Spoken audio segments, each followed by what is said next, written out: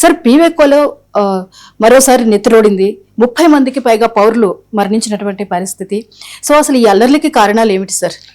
అంటే ఇది వాస్తవంగా లాస్ట్ 3-4 ఇయర్స్ నుంచి నడుస్తున్నటువంటి వ్యవహారం. అంతకు ముందు నుంచి కూడా ఉంది, కానీ ముఖ్యంగా 2023లో కూడా మాస్ ప్రొటెస్ట్ జరిగాయి. 2022 నుంచి క్రైసిస్ డీపెన్ అవుతూ వచ్చింది. మొదటి నుంచి ఉన్న ఛాలెంజెస్ అంటే పాక్ ఆక్యుపైడ్ కాశ్మీర్లో ఉన్నటువంటి ప్రభుత్వానికి, ప్రజలకు, పాకిస్తాన్ ఇస్లామాబాద్ రాజధానిగా కలిగిన పాకిస్తాన్ ప్రభుత్వానికి మధ్య ఈ ఘర్షణ, వివాదము చాలా కాలంగా ఉంటున్న అంశం. సో ఎందుకంటే పిఓకేలో ఉన్నవారు ఏమంటారంటే మమ్మల్ని సెకండ్ క్లాస్ సిటిజన్స్గా చూస్తున్నారు, మమ్మల్ని పాకిస్తాన్లో సమానమైనటువంటి పౌరులుగా చూడడం లేదు అన్నది వారి ఆవేదన. సో దానికి ఇప్పుడు ప్రజెంట్ క్రైసిస్ కూడా ఈ 3-4 ఇయర్స్గా పెరుగుతున్న క్రైసిస్ ఏంటంటే, ఒకటేమో దీన్ని మనం విడిగా చూడకూడదు. పాకిస్తాన్ సొసైటీలో, పాలిటీలో, ఎకానమీలో ఉన్నటువంటి క్రైసిస్ యొక్క రిఫ్లెక్షన్ ఇది. ఇలా పాకిస్తాన్ పరిస్థితి ఏంటి, మీకు 2023 వరకే ఇన్ఫ్లేషన్ 38% పెరిగింది. 2022 వరకు 20% ఉండే 38% పెరిగింది. ఇప్పుడు మళ్ళీ అంటే రష్యా ఉక్రెయిన్ వార్తో స్టార్ట్ అయ్యి ఇప్పుడు వెస్ట్ ఏషియా వార్తో పాక్ ఎకానమీ కంప్లీట్గా కొలాప్స్ అయి ఉంది.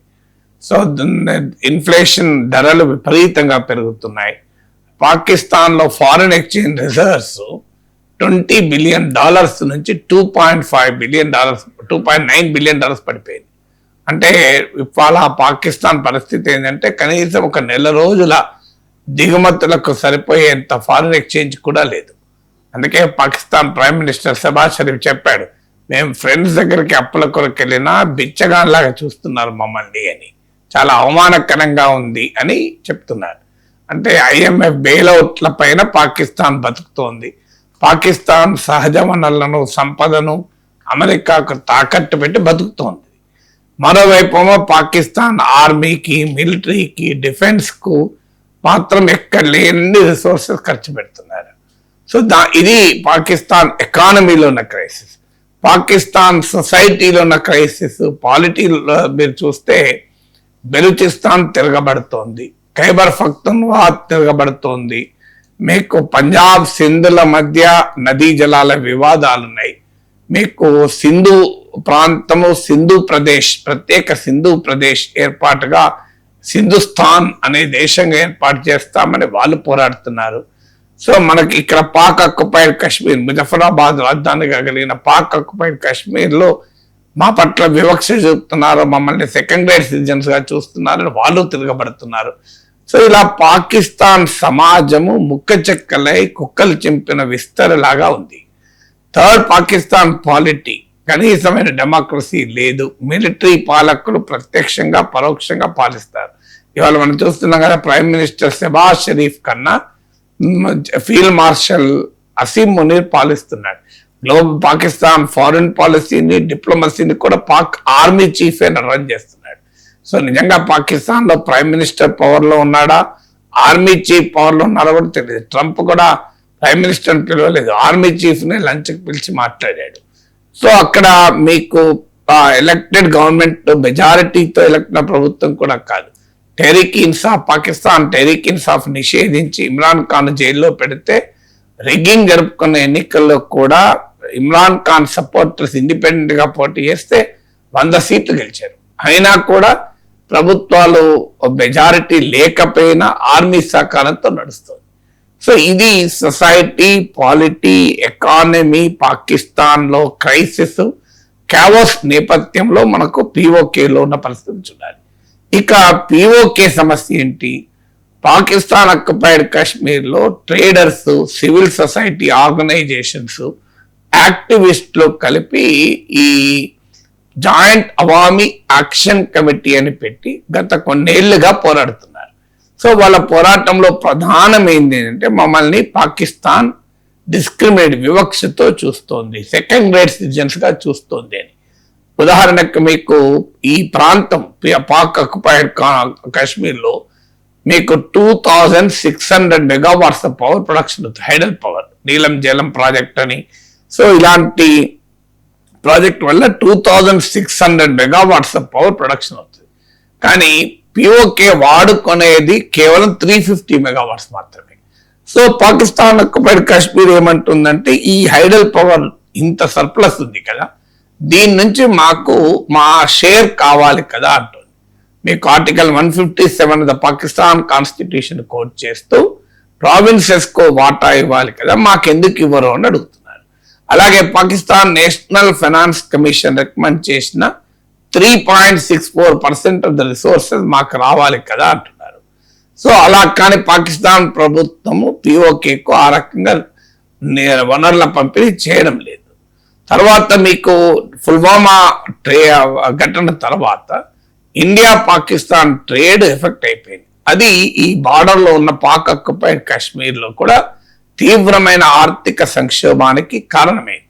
మీకు ఉదాహరణకు 2018లో India Pak trade $45 million average per month ఉండేది. $45 మిలియన్ ఉండేది. అంటే ఇప్పుడు అది $2.5 మిలియన్ పడిపోయింది. ఎంత నెగ్లిజిబుల్ పడిపోయిందో చూడండి. దీనికి కారణం అంటే 5% పడిపోయింది. 95% ట్రేడ్ ఆగిపోయింది. దీనికి కారణం ఏంటంటే పుల్వామా ఇన్సిడెంట్ తర్వాత పాకిస్తాన్ ఎక్స్పోర్ట్స్ టు ఇండియా పైన మన ప్రభుత్వం 200% కస్టమ్స్ డ్యూటీ విధించారు. అంతకుముందు ఒక దశలో పాకిస్తాన్ మనకు మధ్య మోస్ట్ ఫేవర్ నేషన్ స్టేటస్ ఉండే. సో 200% కస్టమ్స్ డ్యూటీ విధించే వరకు పాకిస్తాన్ ఇండియాకు ఎక్స్పోర్ట్స్ అన్ని తగ్గిపోయినాయి. మీకు ఉదాహరణకు డ్రై డేట్స్ కావచ్చు, సిమెంట్, జిప్సము, రాక్ సాల్ట్, ఇవన్నీ ఎక్స్పోర్ట్స్ అంతా దెబ్బతిన్నాయి. సో పాకిస్తాన్ టెర్రరిజాన్ని ఎగుమతి చేస్తే మనం ఏమన్నాం, టెర్రర్ అండ్ ఇది మనము ట్రేడ్ ఒకేసారి జరగదు అని తేల్చేశాం. దీంతో పాకిస్తాన్ ఆక్యుపైడ్ కాశ్మీర్ లో బార్డర్ స్టేట్ కనుక ఇండియాతో ట్రేడ్ దెబ్బతినడం వల్ల కూడా భారీగా దెబ్బతింటారు వారు. దీనికి తోడు ఇక్కడ ఆ పొలిటికల్ రిఫార్మ్స్ అని చెప్పి ఏం చేశారంటే, Pakistan occupied Kashmir legislative assembly 45 seats ఉంటే 12 సీట్స్ ను పిఓకేలో నివసించకుండా ఇతర ప్రాంతాల్లో నివసిస్తున్న కాశ్మీర్ రెఫ్యూజీస్ కు కేటాయించారు. ఎందుకు కేటాయించారంటే వారు పాకిస్తాన్ లో ఉన్న అధికార మెయిన్ స్ట్రీమ్ పార్టీస్ కు లాయల్ గా ఉంటారు కనుక, అంటే రిమోట్ గా ఒక కాలనీ లాగా పిఓకేను నడపాలి అనేది ఇస్లామాబాద్ కేంద్రంగా ఉన్న పాకిస్తాన్ కేంద్ర ప్రభుత్వ ఆలోచన. అందుకొరకు ఆ రాష్ట్రంలో లేని వారితో ఆ రాష్ట్ర అసెంబ్లీలో సీట్లు రిజర్వ్ చేస్తే ఎంత కోపం వస్తుంది ఎవరికైనా. సో స్థానికంగా వాళ్ళు ఉండరు, వాళ్ళు ఎక్కడో ఇతర ప్రాంతాల్లో నివసిస్తున్న వారిని మీరు కాశ్మీర్ రెఫ్యూజీస్ కనుక వాళ్ళకి 12 సీట్స్ ఇస్తాం.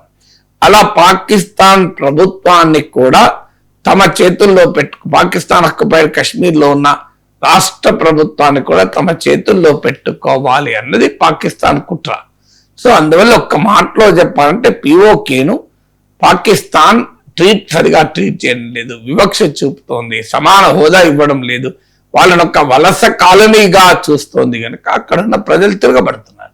తిరగబడ్డప్పుడల్లా వాళ్ళతో చర్చించి వాళ్ళ సమస్యలు ఏంటి, దానికి డెమోక్రటిక్ గా పరిష్కారం ఏంటనేది కాకుండా నిర్బంధంతో పాకిస్తాన్ ప్రభుత్వం వ్యవహరిస్తోంది. దానివల్ల మీకు అంతకుముందు 70 మంది చనిపోయారు, ఇప్పుడు నిన్న 30 మంది కాల్పులు చనిపోయారు. సో అందువల్ల ఇదొక సీరియస్ క్రైసిస్ కు దారితీస్తోంది. ఆల్రెడీ బెలూచిస్తాన్, ఖైబర్ పఖ్తూన్ఖ్వా దానిలో సెపరేటిజం పెరుగుతోంది. ఇప్పుడు పిఓకేలో కూడా డిమాండ్ మేము ఇండియన్ కాశ్మీర్ తో కలుస్తామన్న నినాదాలు కూడా వస్తున్నాయి. ఎందుకంటే మన దగ్గరేమో ఇప్పుడు జోజిల్లా పాస్ అని, మన లడక్ లో all weather roads, Jammu Kashmir లో ఫ్లైఓవర్ బ్రిడ్జ్లు, ఇవి ఇన్ఫ్రాస్ట్రక్చర్ మనం డెవలప్ చేస్తుంటే ఆ పిఓకేలో కనీస ఇన్ఫ్రాస్ట్రక్చర్ కూడా లేదు, కనీస మౌలిక వసతులు కూడా లేవు. అందువల్ల పాకిస్తాన్ లో ఉన్న కాశ్మీర్ లో ఉన్న వారు ఇండియాను చూసి మేము భారతీయ కాశ్మీర్, వాస్తవంగా అది మన కాశ్మీరే, ఇప్పుడు మన ఇండియా మ్యాప్ లో కూడా చూపెట్టేది కూడా మనం అందులో భాగంగానే భావించాలి మనం. అది కాకుండా మన జమ్మూ కాశ్మీర్ లెజిస్లేటివ్ అసెంబ్లీలో కూడా ఈ పిఓకే ప్రాంతానికి సీట్లు ఖాళీగా పెట్టి ఉంచుతాం. మన దృష్టిలో Pak occupied Kashmir is a part of India. ఇవాళ కాకపోతే రేపైనా మళ్ళీ మనం తీసుకోవాల్సిందే. ఇవాళ అక్కడ కూడా డిమాండ్ పెరుగుతాం మేము ఇండియాలో కలుస్తామని. సో అందువల్ల కుట్రలతో, కుతంత్రాలతో, తీవ్రవాదంతో భారతదేశంలో అంతర్భాగమైన కశ్మీర్ ను తీసుకెళ్దామని పాకిస్తాన్ చూస్తుంటే వాళ్ళ అన్యాయంగా ఆక్రమించుకున్న కాశ్మీరే తిరగబడుతుంది. అది ఇప్పటికైనా పాకిస్తాన్కి అర్థం కావాలి కదా.